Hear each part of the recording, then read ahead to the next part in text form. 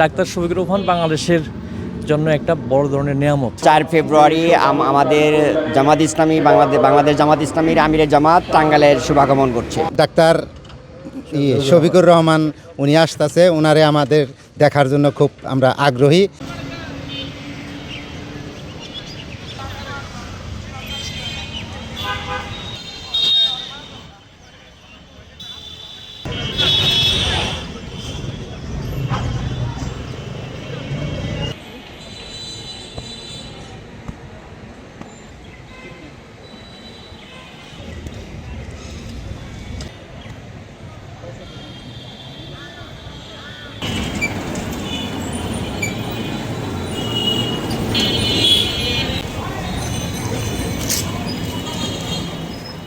একমাত্র smart city Bashundhara, আধুনিকতায় এক ধাপ এগিয়ে।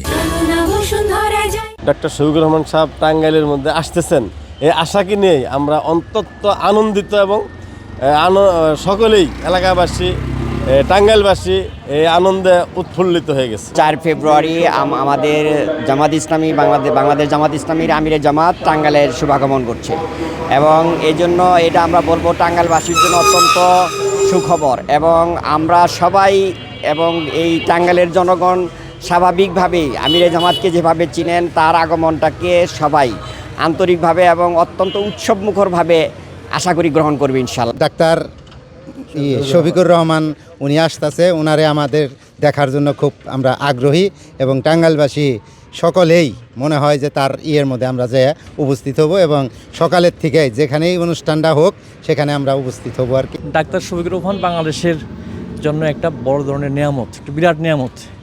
তিনি অলরেডি গোটা বিশ্ববাসীর কাছে মানবিক ডাক্তার হিসেবে পরিচিতি পেয়েছেন এবং তিনি বাংলাদেশের এখন টপ 1 পলিটিশিয়ান, যার উপর সর্বশ্রেণীর মানুষ আস্থা রাখতে পারে।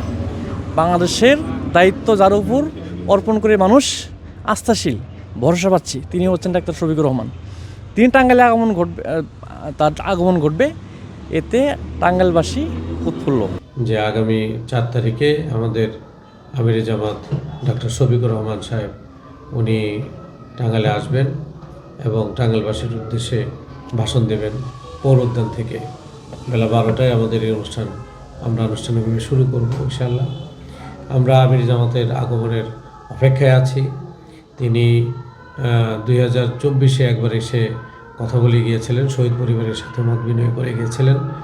তো বিপুল জনতার সামনে এইবার প্রথম তিনি এসে তার বক্তব্য প্রদান করবেন। টাঙ্গাইলবাসী কীভাবে তার ভবিষ্যৎটা গড়ে তুলবে তারও দিক নির্দেশনা তিনি ইনশাল্লাহ আমরা আশা করি যে তিনি দিবেন। এখানে আমরা আশায় আছি ইনশাল্লাহ আগামী 4 তারিখে ইনশাল্লাহ। তার কাছে প্রত্যাশা থাকবে যে টাঙ্গাইল আজকে একটি আধুনিক শহরে রূপান্তরিত হওয়া, এরপরে হচ্ছে আমাদের চরাঞ্চল যেগুলি আছে সেটির ব্যাপারে তার একটা বক্তব্য আমরা চাচ্ছি এবং টাঙ্গাইলকে কিভাবে একটি মডেল একটা উন্নত জেলায় পরিণত করা যায় এবং টাঙ্গাইলের যে জিনিসগুলি আছে যেগুলি বিশ্ববাজারে আমরা দেখি, টাঙ্গাইলের তাঁতের শাড়ি, টাঙ্গাইলের মিষ্টি, টাঙ্গাইলের আনারস, টাঙ্গাইলের মধুপুরের গড়, এবং এই সব মিলিয়ে আমরা চাচ্ছি যে তার একটা বক্তব্য আমরা পাবো ইনশাআল্লাহ এবং টাঙ্গাইলবাসী সন্তুষ্ট হবে।